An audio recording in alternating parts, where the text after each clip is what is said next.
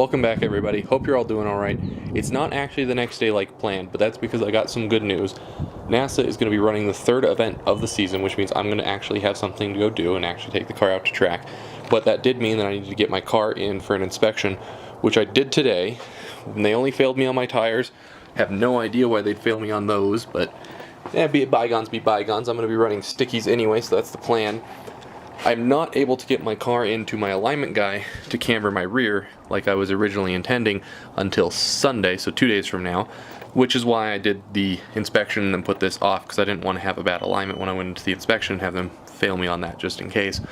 So that means I've got 2 days to get the alignment done, well, to get the lower control arms installed. Luckily I thought ahead this time. I went to Home Depot and I picked up all the tools that I know I need that I don't already have. Usually I work until I realize I need a tool, but I looked it up this time. Although since I did lower the car, I'm not sure. I do have to raise it up, get both wheels off. I know the driver's side rear lower control arm is going to be an issue, at least from what I've seen. There's an issue with the bolt coming out and clearing the diff, so hopefully I don't encounter that. If I do, there's tricks around it. What I don't know, however, though, is because my car's so much lower, I used to jack my car up by the subframe. Right over there by the diff. You can't see it, it's on the other side of the diff. That's how I would jack it up and get the rear wheels off, both at the same time. I don't know if my jack fits under the rear of the car anymore, so I guess we're going to find out. And if it doesn't, I'm just going to have to jack it up at the front over there, put a jack under here, and then do that on the other side. So for those of you who didn't see my last video, these are the rear lower control arms I've decided to go with. They're a set of ECS tuning. Not only do they look good in my opinion, they're going to perform just fine. And then I really like how they have the easy adjustment right there in the center so that they're easier to change. Only fear I have with these is the same that I have with honestly any of them, is that this whole strut is now going to be exposed to things like rocks and debris while driving. The M3 does have a little bit more shielding on the bottom near the rear lower control arms, but they do extend out into the wheel by the suspension, so there is a slight risk of a rock hitting this and maybe dinging a thread if I wanted to change the camber. I'm not too worried about that. I would say that's the only thing that I'm even slightly concerned about. But these are going to be a lot better than the stock ones either way. So now I've got the car jacked up and both wheels off. We're going to go ahead and replace the rear lower control arm on the passenger side first, just get that one off. And then we'll move over to that one over there on the driver's side. That's because, well, the passenger one's supposed to be easier to do. And I hate myself, so I'm going to make the harder ones second, just so that, you know, I have to get it done because that one will already be done. The differential getting in the way was something that I had been talking about earlier, making the driver's side one harder, which is what I was talking about with the difficulty.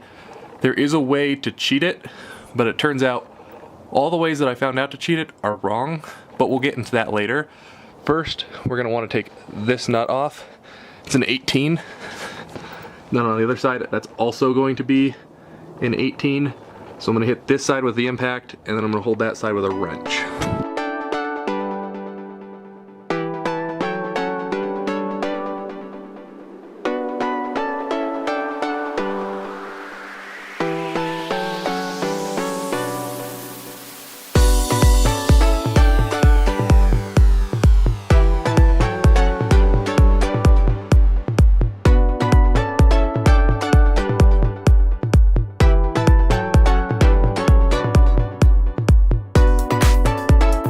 So now that we've broken this nut loose,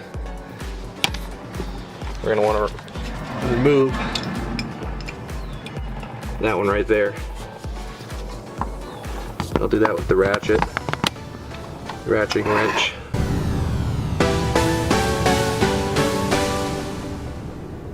Now when you're doing a regular alignment, this little nut right here, or washer, that's how the irregular alignment is done based off of that orientation.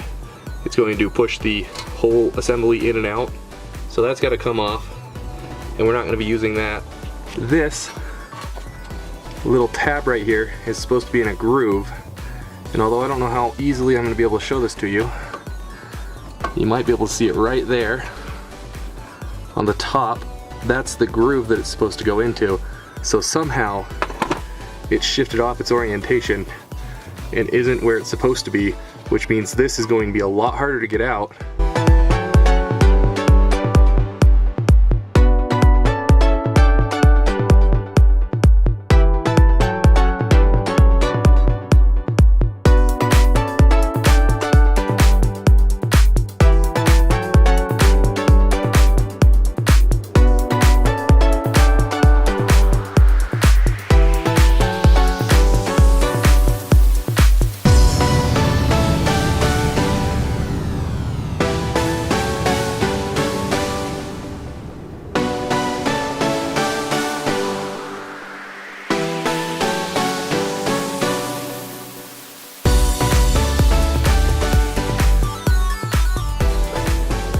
the ring,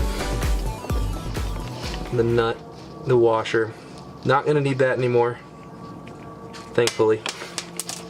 Hopefully let's get it out this time.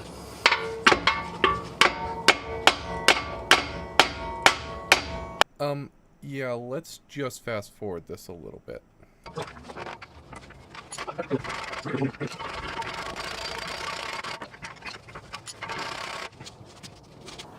I'm still struggling to get the last little bit of it out. And that's not even the rest. I mean, it has to go through the whole thing here, the whole bushing. I want to try and get this bolt out here, and maybe it'll allow me to shift this backwards so that I can get this out of the way more. Now there's not a nut on the other side of this. There's a little holder, and I'll show you that better on the other side because you can't see it on this side.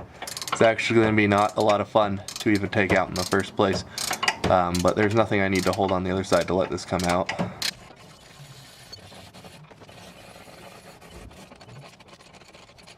That's kind of stuck where it is. What I've seen these taken out before, they're able to tilt this downward, but that requires the other bolt to be out, so I guess I'm kind of back at a standstill with how to take this guy out. This is supposed to be the easy side.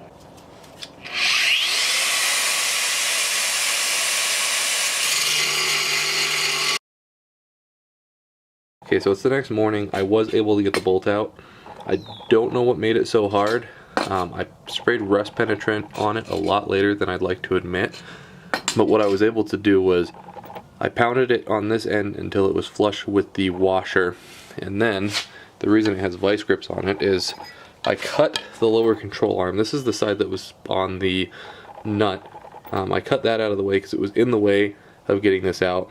And then with the other side, the side that's still on the car, like this, I was able to hammer this part right here to push the nut out after this was no longer visible. And then what I found to be the easiest was I'd hammer this side of it back in, and that would make it a little bit loose in the bearing. And then while it was a little bit loose, I hammered it until it seized, and then I knocked it back in, and then I did that, and it came out relatively quickly that way. So there's the control arm. I knew I wasn't going to be reusing this, plus the bolt was so bad from hitting it that I knew I couldn't put it back on, worst case scenario, so I had to keep going. So that's why I was cutting it there.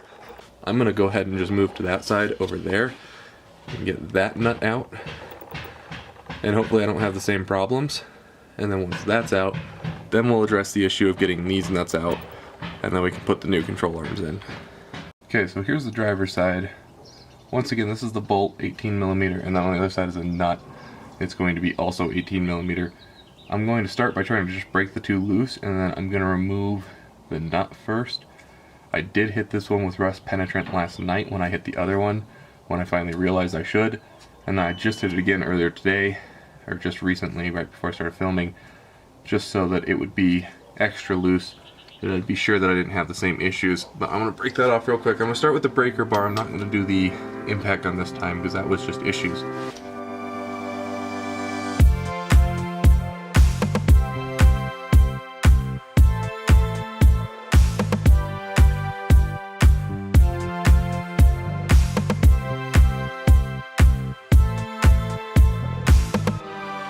Same issue I had on the other side is that that's my ring for the eccentric washer, and that's the groove that it's supposed to be in. So I have to get that groove back to that little notch to make that easy to take off.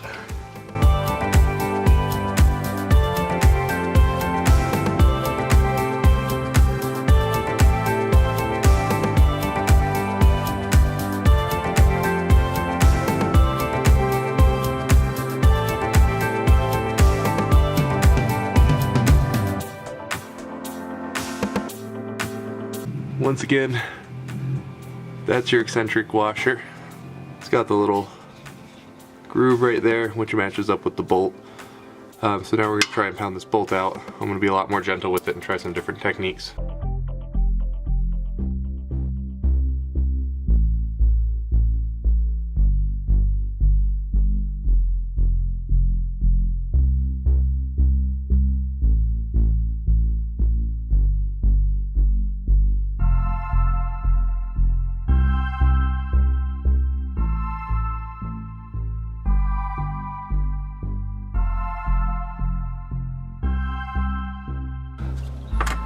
Now we can address the other bolts. Okay, so I switched to the GoPro to make things a little bit easier, at least so that you guys could see them all. Now, I did look into it a little bit on how to get these bolts out, and they always tend to hit into this. Now I said it looked like on the passenger side there'd be enough room to play with this. I can't get this out, not playing around with it. Maybe I'm just not doing something right. But regardless, that one up there, that's the driver's side bolt. Let's see if you can see it. And then there's no clearance between the diff and that. There's no way that's coming out without somehow moving the diff. Now all the videos I've found are not on M3s, which is a problem that I keep finding, is that E46s are what everyone works on, not M3 E46s. They have different things. There's a few bolts up here on the standard E46 that you can remove, and that's what mounts the diff to the subframe, and that's how you get it out of the way. You can just loosen those and push it up. On the E46 M3, there's actually a bolt in here that's hidden behind this, which I have to remove this anyway because I can't get to that bolt. And then there's two bolts, one there and one over there. Now these bolts, because they're not common, I had a hard time figuring out what they were, so I found a lot of people saying that they were E12. That's the only thing on the internet that I could find was that was an E12 Torx bit. And I found it odd because people were saying that that was an E12 Torx bit as well. So I ran to the hardware store, I got an E12 Torx bit. That is an E12 Torx bit. That is not. It's actually an E14 Torx bit. But those two bolts mount the differential to the subframe, and then the only other bolt that mounts it is the one that's hidden in there, and that's supposed to be a 21 mil.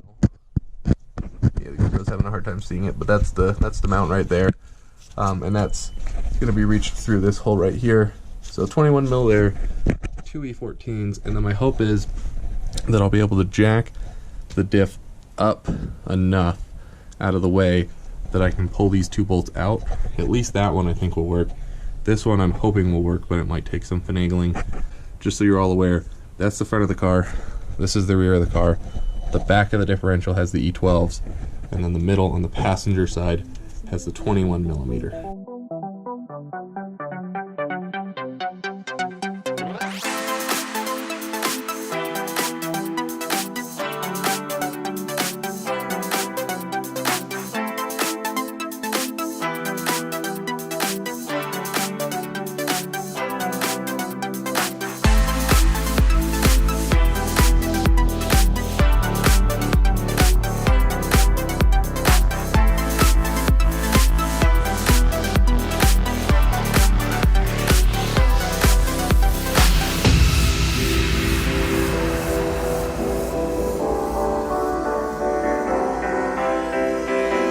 My jack wasn't tall enough at its full extended to even reach it, so I just went ahead and put a couple of OSHA approved jacking bricks on it.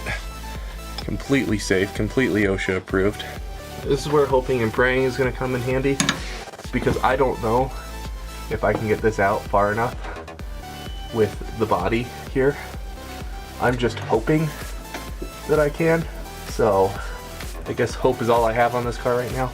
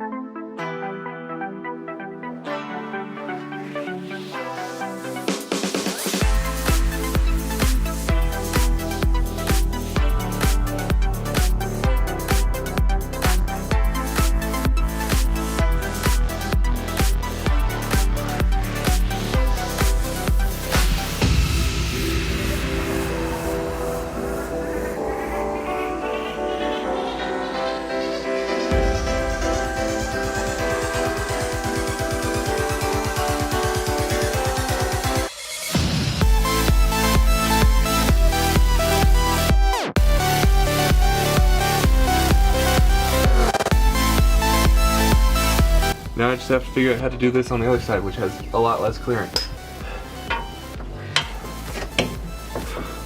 Once the bolt's out, this just slides right out.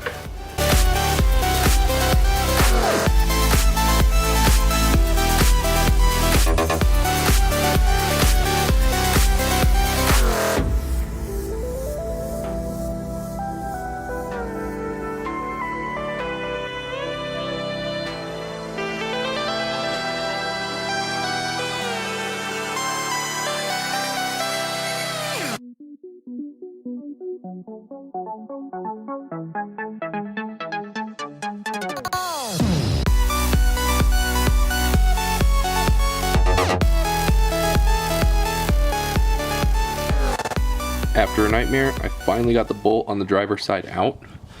I had to make my third trip to the store today, which is my signature, making 3 trips to the store, and I bought myself a pry bar. Let me show you how I got it out though. Now hopefully this camera can see down here.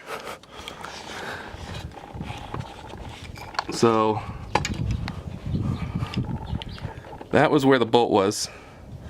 And then of course I have the whole diff removed. Well, not removed, but unbolted.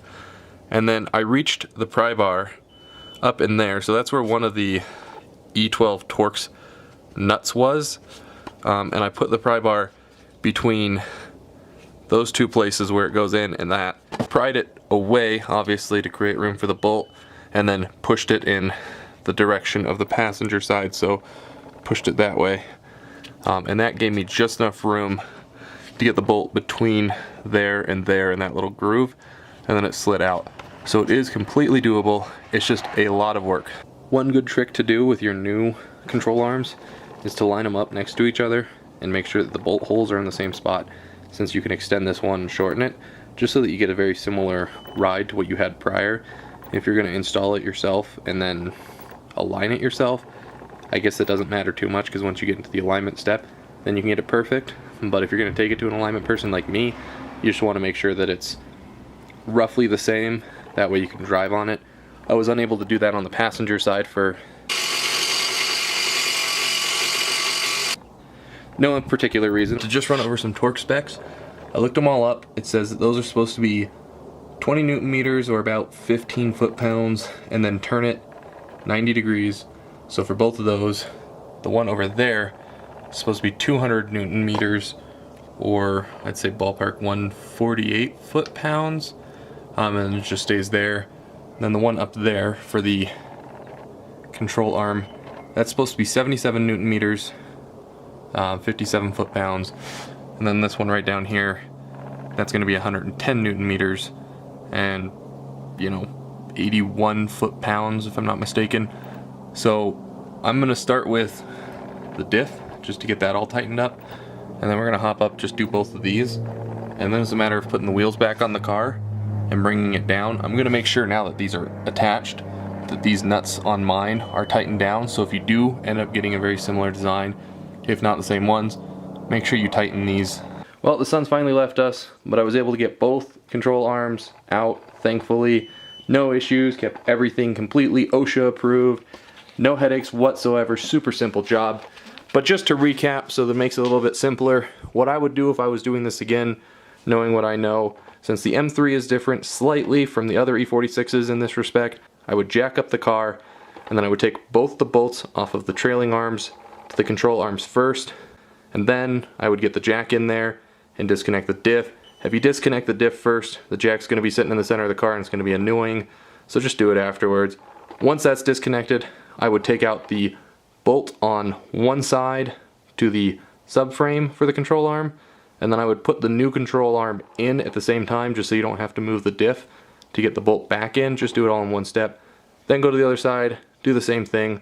Once both bolts are in, not necessarily connected to the trailing arm, you should be fine to reconnect the diff. So just reconnect the diff to get it out of the way so that the jack's not there. Then you can connect them to the trailing arm if you haven't already. Torque everything down, reconnect all the braces and everything. But just a quick look at all the tools that you're going to need for this job. Super simple job. Toddler could do it.